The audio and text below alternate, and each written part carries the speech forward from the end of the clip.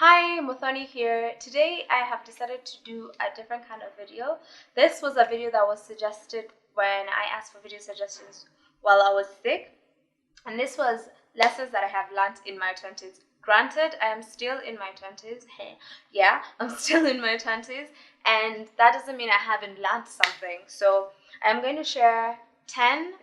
They are in no particular order. They're just all over the place. But I think they're all important. Don't forget to give this video a like if you enjoy it and subscribe if you haven't already. So I will get down into my lessons and then we'll see where this goes. Okay, cool. So I'll start with lesson number 1.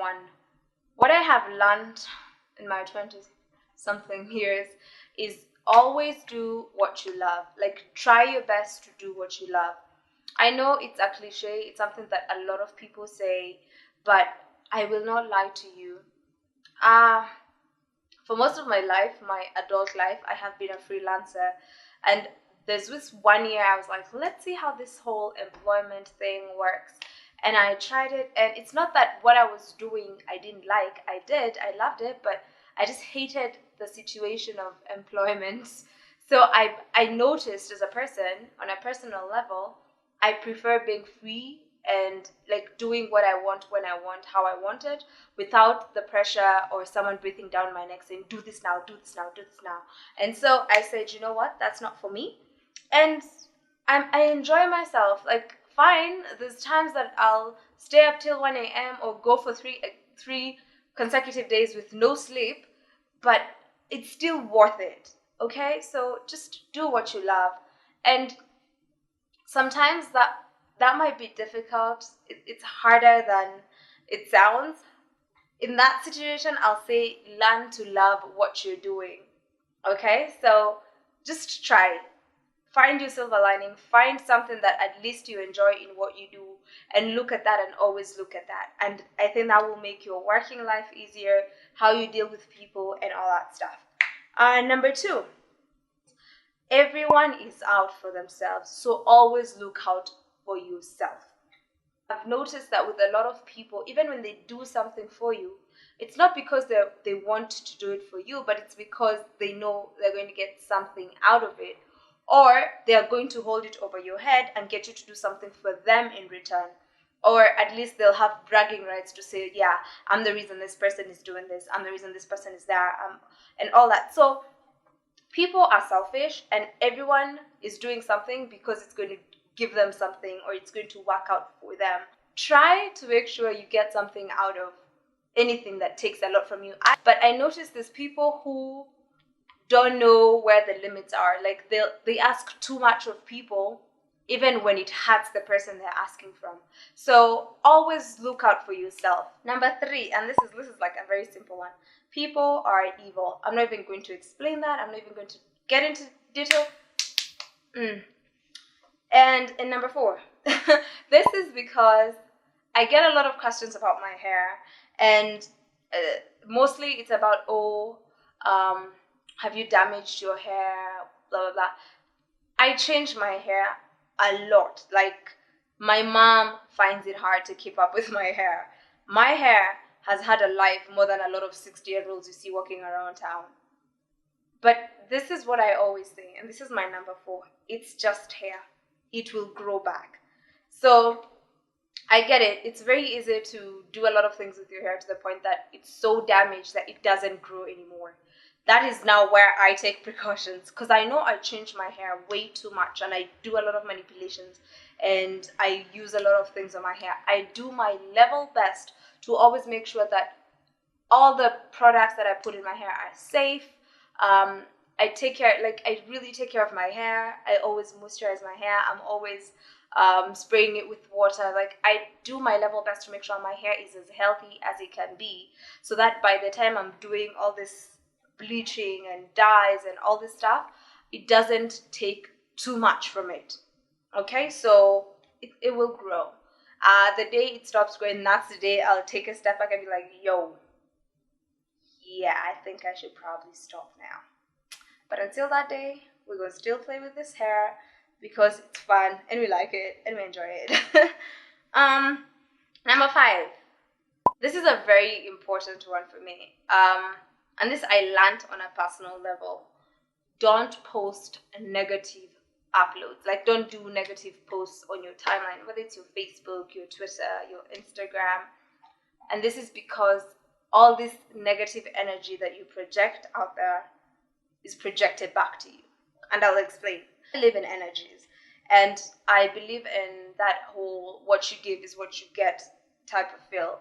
And this is not just like a TO in terms of like relationships or whatever. This is like in terms of a lot of things. You give out positive vibes, you receive positive vibes. You give out negative vibes, you receive the same. So what happens, this is how I look at it though. When you post, and I've experienced this, when you post something negative on social media, first is the fact that there's all these people who come to your comment section. Let's start with the stupid ones, those ones who, like, even if it's something painful or whatever you're going through, they like it. I'm like, okay. I don't know if they, like, back then it made a bit of sense, but now you can react if something is sad. Like, Facebook has given you a variety of emojis or emotions that you can respond with. So when someone says, like, it's like, oh, so-and-so has died, and then you like it, I'm like, what? Why are you liking someone else's death? If you have nothing to say, read it, think whatever you're thinking, then move on, right? Then there's this ones who come into your comment section. Now in the comment section, I think there's like 3 types of people. The first person is the one who's going to try and trivialize whatever you're going through. These are the ones who are like, see where peke yako, you know, you're not alone. It's not just you. And it's like, why are you complaining about what you're going through? Who the hell do you think you are to try and tell us what you're going through? Do you think you're the only person who feels this way? Do you think you're the only person who goes through this?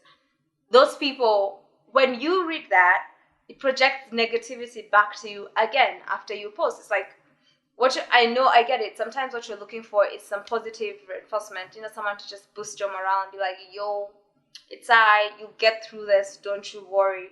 But now this person who's like, whatever you're feeling, it's nothing. Or those ones who try and tell you, there's someone going through us, it's okay.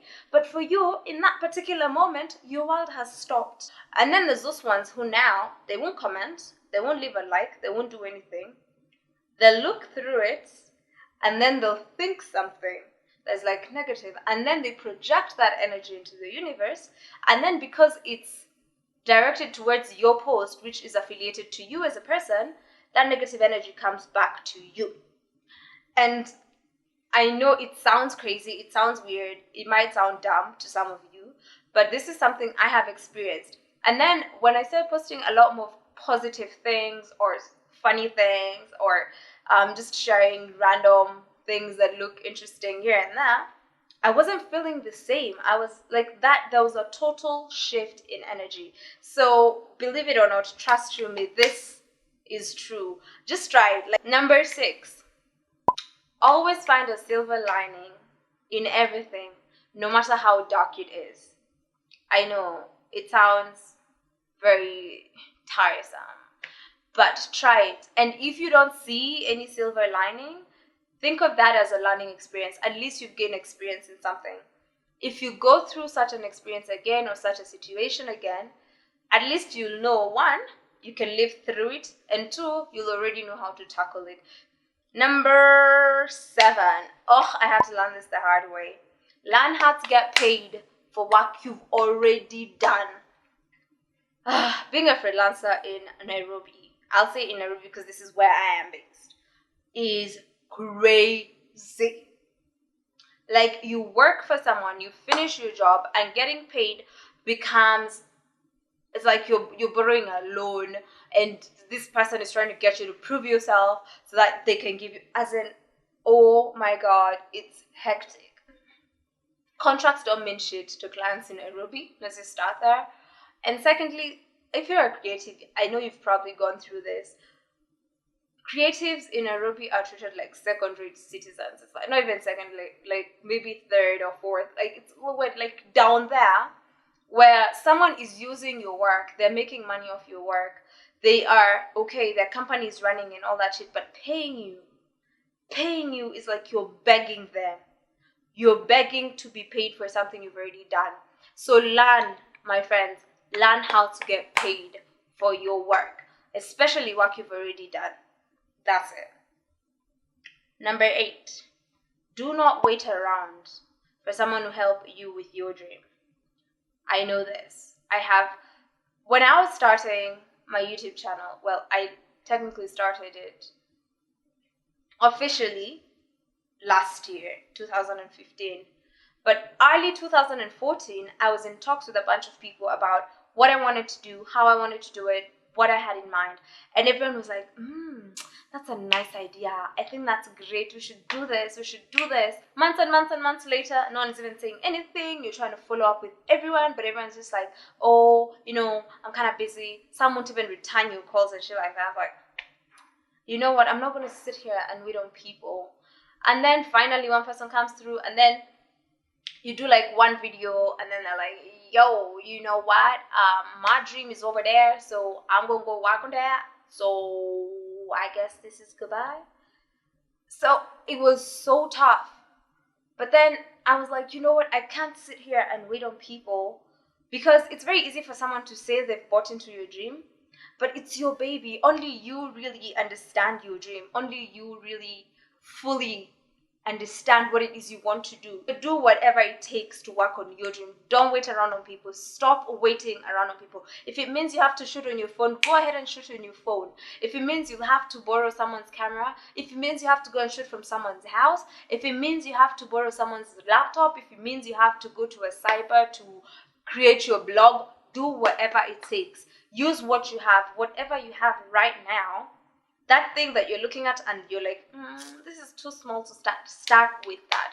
Trust you me, once you start growing, once you start looking at your content, once you start looking at what you're doing and you see the growth, and once you have enough money to invest in whatever it is that you need, or you have enough time to invest in whatever it is that you're trying to do, you will look back at how you started and you'll be like, wow, I have really come a long way. Because I won't lie to you, that's what I do when I look at my shit. When I'm editing, sometimes I look at this video, I'm like, damn girl, that video is visually appealing. And I'm like, yes, girl, you did that.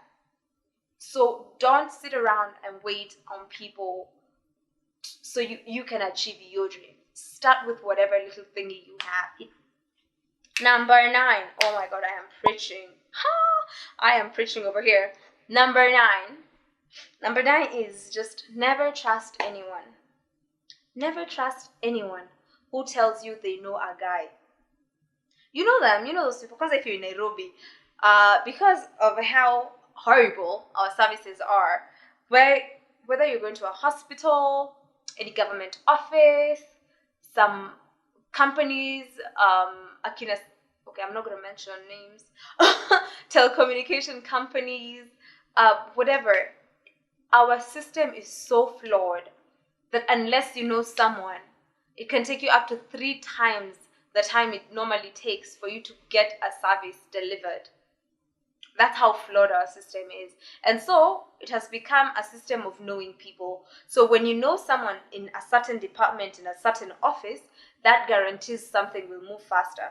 If you work with a certain, say, IT firm, and you know someone in like HR, and then you've done something for them, this guy in HR will try and push the guys in finance to make sure your ass is paid. Okay, so that's the system that operates in Nairobi. But now we have these people who always know people. When it comes to, oh, I'm trying to get something done, I'm trying to do this, and they're like, I have a guy. You know them. You probably have a guy, right?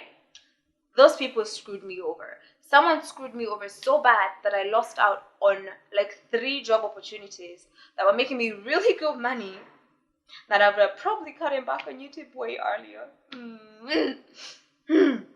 They cost me 3 amazing job opportunities for things that I love doing, because I planned, because they said they would help me. I trusted them when they said, I'll hook you up with so and so. And the saddest thing is, to this day, these people have never come to me and said, oh, by the way, what happened with that thing that you were supposed to do? What happened with that? None. So unless you also know this guy that your guy or your friend or your family member knows, don't trust those people. And even if you put your fate in their hands. Always make sure you're still working on your shit on the sidelines. Ooh, number 10. We're at number 10. There's this, I did a frame that says yesterday, now, and tomorrow. And I shared that in my DIY tutorial. If you haven't seen that, I'll link it below. It's a frame wall art. And this is something that I've learned. And it just says, that frame, technically, the story behind it is, depression comes from thinking so much about the past. Anxiety comes from worrying so much about the future that you forget to live in the present, which is the now. So there's that. That's why it's like yesterday, now, and tomorrow, and then yesterday and tomorrow are cancelled out. So that's the other thing. Live in the present. It doesn't matter how dark you think it is, because if you don't live in the present, what happens is tomorrow will come and you'll be busy regretting what you didn't do yesterday, of which yesterday was your present when you were there. So you'll never catch up. You'll never be at that spot where you don't worry. So whatever situation, again, remember, silver linings, whatever situation you're in at that moment, try and make the best of it. And I have a bonus one. This might be a cliche for most people. You are the source of your happiness. You are the source of your happiness. So I'm not talking about like that deep level-ish right now, where it's like, oh, happiness comes from within, which it does. I'm talking about those moments, those moments where you're just like meh the entire time. It's like you're bored, you're pissed off, you're angry. In those moments, find something that when you do, you always feel happy. Okay? So for me, it's baking. When I'm angry, when I'm really pissed off, when I need to calm down, I bake. And I bake some sweet somethings, okay? And I enjoy them, and I'm like, after I'm done, it's like it's lifted. Find your relief. Something that helps you just offload. Get that. We all need that. Find yours. I really hope you liked this video. If you did, go ahead and give it a thumbs up so that I can do more of this type. And I know this is going to be a bit long, but still, give it a thumbs up.